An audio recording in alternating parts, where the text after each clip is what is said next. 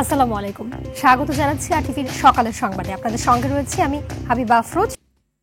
টানা 9 দিনের ঈদের ছুটি শেষে আজ থেকে খুলেছে অফিস, আদালত, ব্যাংক, আর্থিক প্রতিষ্ঠান, শিল্প, কলকারখানা ও পুঁজিবাজার। অফিসে এসেই সহকর্মীদের সঙ্গে ঈদ শুভেচ্ছা কুশল বিনিময় করছেন বেশিরভাগ মানুষ। অফিসগুলোতে ঈদের উৎসবের আমেজ বিরাজ করছে। ছুটি শেষে রাজধানীর মতিঝিলও ফিরেছে আগের চেহারায়।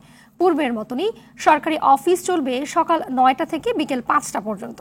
ব্যাংকের লেনদেন চলবে আগের মতো সকাল 10টা থেকে বিকেল 4টা পর্যন্ত। পুঁজিবাজারের লেনদেন চলবে সকাল 10টা থেকে 2:30টা পর্যন্ত। এবার ঈদুল ফিতর উদযাপিত হয় 31 মার্চ সোমবার। ঈদযাত্রার সুবিধার কথা বিবেচনা করে টানা 9 দিন ছুটি ঘোষণা করেছিল সরকার। দর্শক, টানা 9 দিনের ছুটি শেষে প্রথম দিনের অফিস খোলার বিষয়ে জানাতে সরাসরি যোগ দিচ্ছেন আমাদের সহকর্মী শাকিলা করিম। শাকিলা, জানাবেন যে সরকারি অফিস ও ব্যাংক খোলার প্রথম দিনে কেমন পরিবেশ দেখছেন? ধন্যবাদ হাবিবা আপনাকে। আমি আজ ঈদের পরে প্রথম অফিস যেহেতু খুলেছে এবং একটি বেসরকারি ব্যাংকে এসেছি এবং সেখানে এসে কাজ তো আছেই, এর পাশাপাশি সহকর্মীদের সঙ্গে কিন্তু সবাই কুশলাদি বিনিময় করছেন। ঈদ পরবর্তী যেহেতু দেখা হয়েছে, টানা 9 দিন পর প্রিয় সহকর্মীটির সাথে দেখা হয়েছে, তারা কিন্তু ঈদের শুভেচ্ছা বিনিময় করছেন, কোলাকুলি করছেন এবং 9 দিনের আসলে জমানো নানা গল্প রয়েছে, তারা সেই গল্পগুলো করছেন। এবং আজকে প্রথম দিন একটু কিছুটা কম কর্মীদের চাপ অফিসে, কিন্তু তারা আসলে আজকে কাজের পরিবেশ একটু কম, তাদের ভিতরে আসলে ঈদের আমেজটা কিন্তু এখনো রয়ে গেছে এবং সেই ঈদের আমেজটি পরিবারের সঙ্গে কাটিয়ে এসে বেশ একটা লম্বা ছুটির পরে পরিবারের সঙ্গে দীর্ঘদিন থাকার কারণে এসে হঠাৎ করে এসে অফিস শুরু করে অনেকে একটু ভারাক্রান্ত মনে হচ্ছে। কারোর সঙ্গে কথা বললাম, তারা আসলে বেশ কয়েকদিন আপনজনের সঙ্গে ঈদ কাটিয়েছে, যার কারণে তাদের পরিবারের সবার কথা মনে পড়ছে।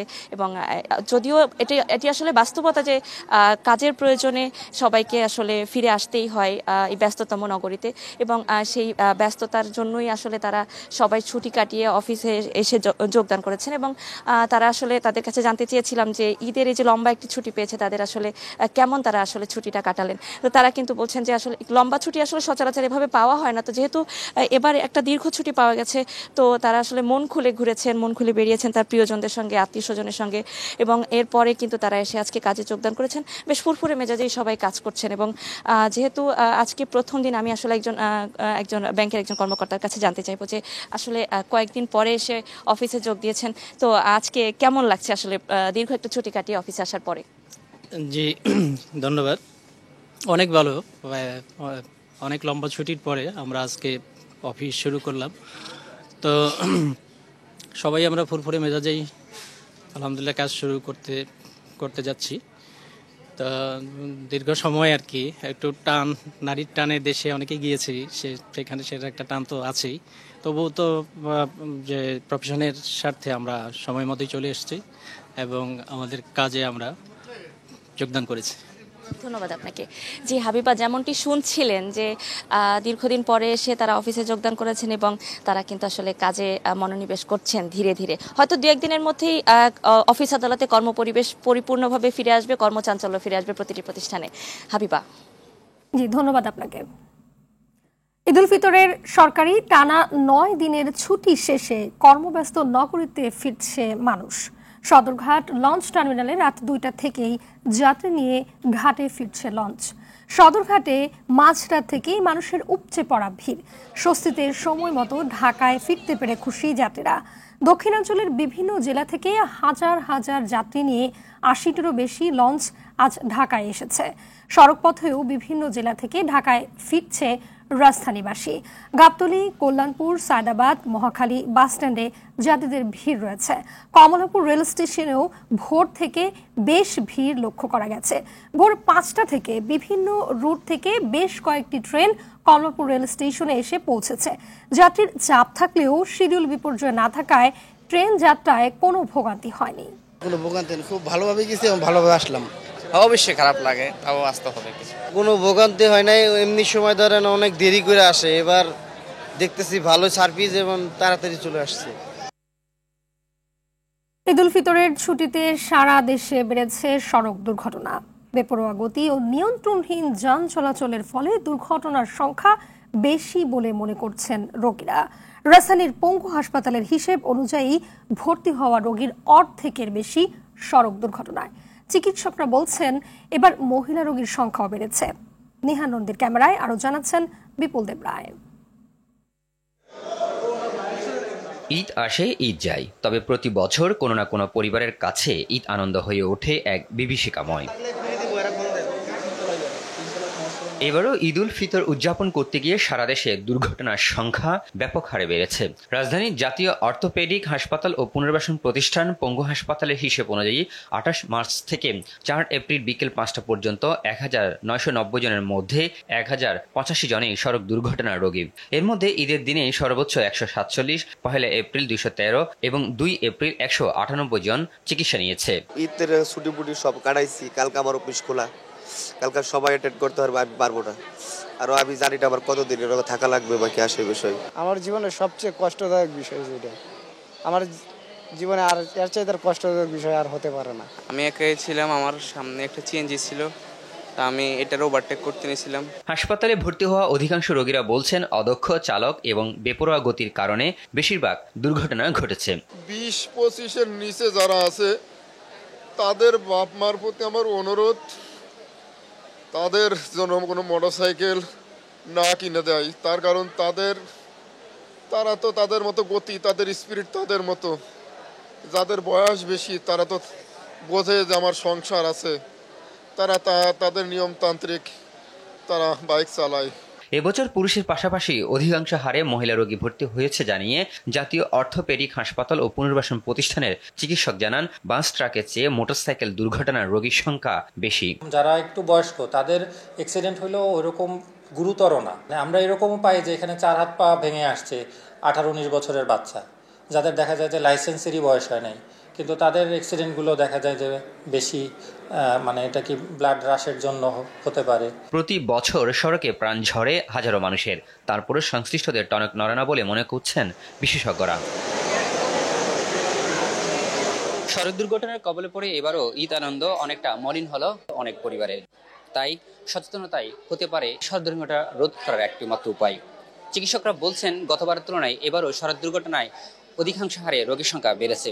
তাই সচেতনভাবে চলাফেরা এবং ট্রাফিক আইন মেনে চলে রাস্তায় সবকিছুই করতে হবে বলে এমনটাই বলছেন তারা। বিপুল দেব রায়, RTV, ঢাকা। এদিকে সিরাজগঞ্জের রায়গঞ্জে ট্রাক ও অটোভ্যানের সংঘর্ষে শিশু সহ ৩ জন নিহত হয়েছে। এ ঘটনায় আহত হয়েছে আরো 4 জন। পুলিশ জানায়, শনিবার রাতে ভুইয়াগাতি বাস স্ট্যান্ড থেকে যাত্রী নিয়ে একটি অটোভ্যান মহাসড়ক দিয়ে ঘুরকার দিকে যাচ্ছিল। এ সময় ভুইয়াগাতি পল্লী বিদ্যুৎ এলাকা অতিক্রম করার সময় অটোভ্যানটির সঙ্গে মুরগিবাহী ট্রাকের সংঘর্ষ হয়। এতে ঘটনাস্থলেই অটোভ্যানে থাকা শিশু সহ 2 যাত্রী নিহত হয়। পরে হাসপাতালে নেয়ার পর আরো একজন মারা যান। ঘাতক ট্রাকটিকে জব্দ করা হলেও চালক ও হেলপার পালিয়ে গেছে। দেশের চলমান অর্থনৈতিক পরিস্থিতি এবং $470 কোটি চলমান ঋণের শর্ত পর্যালোচনায় গতকাল শনিবার ঢাকায় এসেছে আন্তর্জাতিক মুদ্রা তহবিলের IMF এর একটি প্রতিনিধি দল। সংস্থাটির উন্নয়ন সামষ্টিক অর্থনীতি বিভাগের প্রধান ক্রিস্ট পাপাজর্জিওর নেতৃত্বে একটি প্রতিনিধি দল চতুর্থ ও পঞ্চম কিস্তির অর্থ ছাড় নিয়ে বাংলাদেশ ব্যাংক ও সরকারের সংশ্লিষ্ট বিভাগের সঙ্গে দফায় দফায় বৈঠক করবেন। আজ সকালে বাংলাদেশ ব্যাংকের সঙ্গে প্রথম বৈঠক অনুষ্ঠিত হবে। এরপর অর্থ উপদেষ্টা ডক্টর সালেহ উদ্দিন আহমেদের সঙ্গে বৈঠক হবে। এছাড়াও IMF কর্মকর্তারা অর্থ বিভাগ, জাতীয় রাজস্ব বোর্ড, বিদ্যুৎ বিভাগ, বিদ্যুৎ উন্নয়ন বোর্ড, বাংলাদেশ জ্বালানি নিয়ন্ত্রণ কমিশন এবং জ্বালানি ও খনিজ সম্পদ বিভাগের প্রতিনিধিদের সঙ্গে আলোচনা করবেন। 17 এপ্রিল IMF প্রতিনিধি দল সংবাদ সম্মেলনের মধ্য দিয়ে সফর শেষ করবে।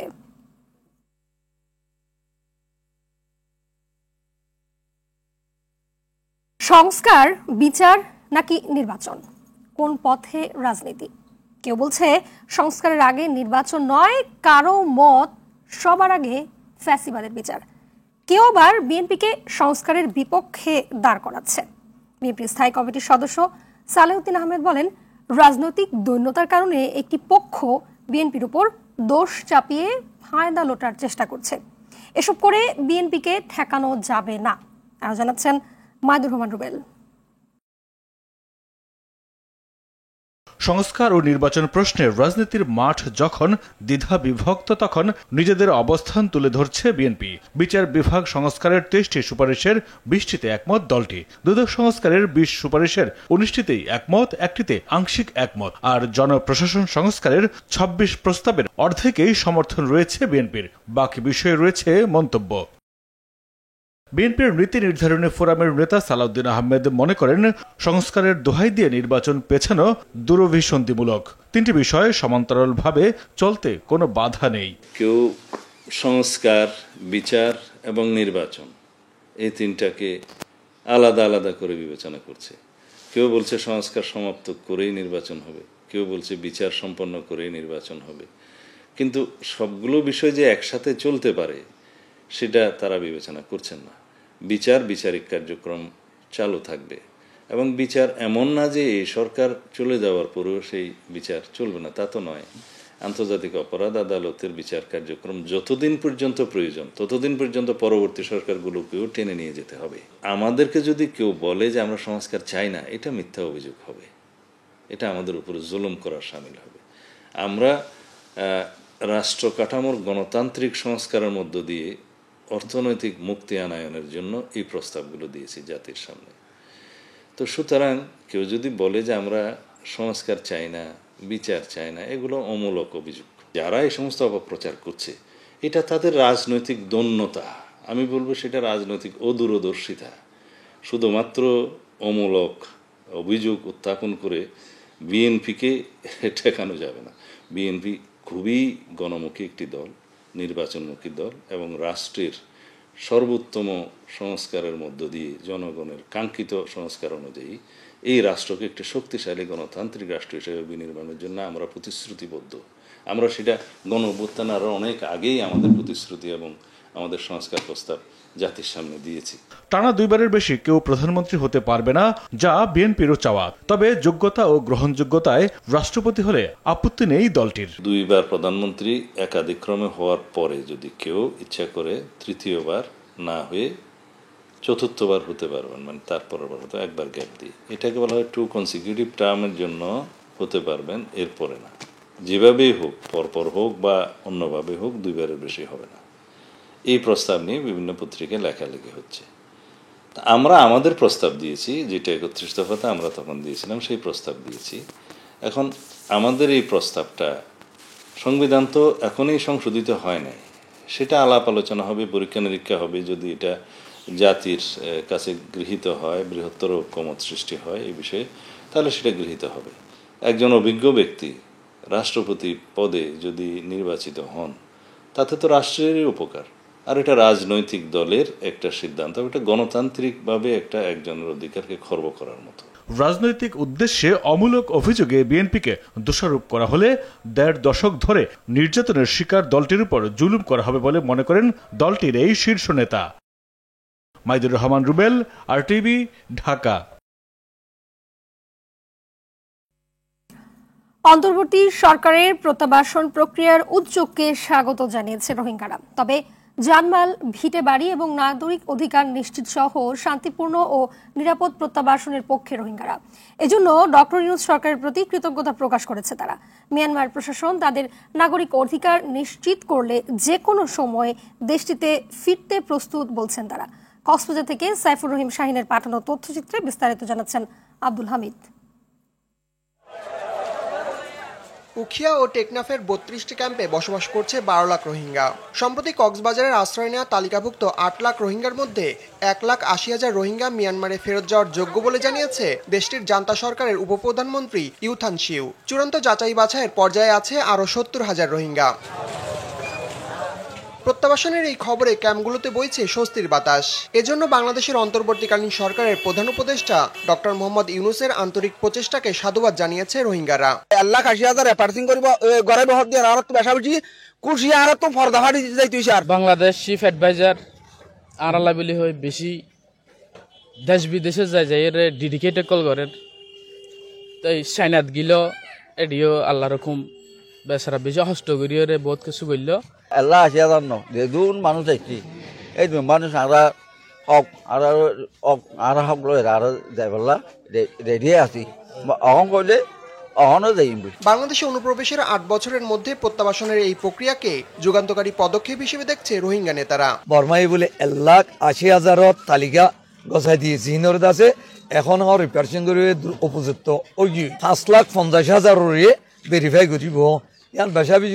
দীর্ঘদিন ধরে ঝুলে থাকা রোহিঙ্গা সংকট সমাধানের এই উদ্যোগকে বড় অগ্রগতি হিসেবে দেখছে কূটনৈতিক বিশ্লেষকরা। সুষ্ঠুভাবে এই প্রত্যাবাসন সম্পন্ন হলে আরো 5 লাখ রোহিঙ্গাকে ফিরিয়ে নিতে যাচাই বাছাইয়ের কাজ শুরু করবে জান্তা সরকার। আব্দুল হামিদ, RTV। 4 আগস্ট প্রতিবাদ মিছিলে যোগ দিয়ে আলম ফরাজি আর ফেরেননি। রেখে গেছেন স্ত্রী, 2 মেয়ে ও নাতিকে নিয়ে গড়ে তোলা সুখের সংসার, যেখানে ঈদ এলো শুধু বেদনা নিয়ে, আর স্মৃতি এখন শুধু স্বজনদের হাহাকার। জুলাই বিপ্লবের শহীদ রিয়াজুল ফরাজির পরিবারের ঈদ উদযাপনের খবর জানাচ্ছেন সৈয়দা মুনিরা ইসলাম। রয়ে গেছে জামাটি, শুধু অসীমের পথে যাত্রা করেছেন এই পোশাকের মালিক। 4 আগস্ট মেহনতি মানুষের প্রতিবাদ মিছিলের ভিড়ে মিশে গিয়েছিলেন রিয়াজুল ফরাজি। তারপর আর ফেরেননি ঘরে। ছোট একটি ঘরে 2 মেয়ে, নাতি আর স্ত্রীকে নিয়ে গড়ে তুলেছিলেন শান্তির সংসার। অভাবের তীব্রতা কখনো তাদের সুখের চাদর ভেদ করতে পারেনি। দিনমজুরির সামান্য আয়েও পরম আনন্দে কাটছিল দিন। তবে সেই সুখ আর সইল না এই পরিবারে। এবারের ঈদ তাদের কাছে কেবল বেদনার নোনা জল। হ্যাঁ, আজ তো সবাই এখানে মিলে ইফতারি করতাম, একটা আনন্দ লাগবে। এবার রোজার মতো লাগে না, মরা লাগে। মায়া এবার আমার মার্কেটও লাগে না, ইয়েতে লাগে, আব্বুও নাই, কোনো কিছু আনন্দও লাগে না। এদিকে রিয়াজুল ফরাজির নাতি একটু একটু করে বেড়ে উঠছিল তার হাতেই। অবুঝ এই শিশুর মন বোধহয় অজান্তেই খুঁজতে থাকে নানা ভাইয়ের প্রিয় মুখ। আব্বু কইতো কি যে তোর পোলারে এবারকার বকশিস ঈদে, এবার বকশিস বেশি দেব, তোর পোলারে আমি কাপড় কিনে দেব, এসব কথা বেশি কইতো আমার বাবা। এবার কে কইব আমার বাবার? ছোট মেয়েটি এবার এসএসসি পরীক্ষার্থী। পর্দার আড়ালে থেকে তিনি নিজের অনুভূতি প্রকাশ করেন ভারাক্রান্ত চিত্তে। সবসময় আব্বুর সাথে ঈদ করতাম, অন্যরকম একটা আনন্দ ছিল। এবার তোর আব্বু নেই, আব্বুর স্মৃতিগুলো মনে পড়ে। সময় চলে যাবে, পড়ে থাকবে শুধুই রিয়াজুল ফরাজির স্মৃতি, আর তাকে ঘিরে স্বজনদের হাহাকার। মেয়েদেরকে আর কখনো পরম স্নেহে বাবা ডাকবে না, এটা যেন রিয়াজুল ফরাজির মেয়েরা মেনেই নিতে পারছে না। বাবার স্মৃতিচারণ করতে যেয়ে অশ্রুর বন্যা বয়ে যাচ্ছে মেয়েদের চোখে। সবশেষে মেয়েরা তাদের বাবার হত্যার বিচার চায়, আর চায় এই পরিবারটির প্রতি সরকারের সুদৃষ্টি। সৈয়দা মুনিরা ইসলাম, মুন্সিগঞ্জ সদর। জানাবো খেলার খবর। ক্রিকেট নারী বিশ্বকাপের বাছাই পর্বের প্রথম প্রস্তুতি ম্যাচে কিছুক্ষণ পরই মাঠে নামবে Bangladesh. Lahore city cricket association মাঠে স্কটল্যান্ড নারী দলের মুখোমুখি হবে নিগার সুলতানার দল। এরপর 8 তারিখ আরও একটি প্রস্তুতি ম্যাচ খেলার কথা রয়েছে বাংলাদেশ নারী দলের। আগামী 10 এপ্রিল থাইল্যান্ডের বিপক্ষে ম্যাচ দিয়ে বিশ্বকাপ বাছাইয়ের যাত্রা শুরু করবে টাইগ্রেসরা। বাছাই পর্বে নামার আগে নিজেদের ঝালিয়ে নিতে চান টাইগ্রেসরা। এদিকে বাংলাদেশের বিপক্ষে প্রস্তুতিতে কমতি রাখতে চান না স্কটিশ নারীরাও। ম্যাচটি শুরু হবে বাংলাদেশ সময় সকাল 10:30টায়। সকালের সংবাদ এ পর্যন্তই। মধ্যাহ্নের সংবাদ দুপুর 12টায় দেখার আমন্ত্রণ রইল। ধন্যবাদ সবাইকে।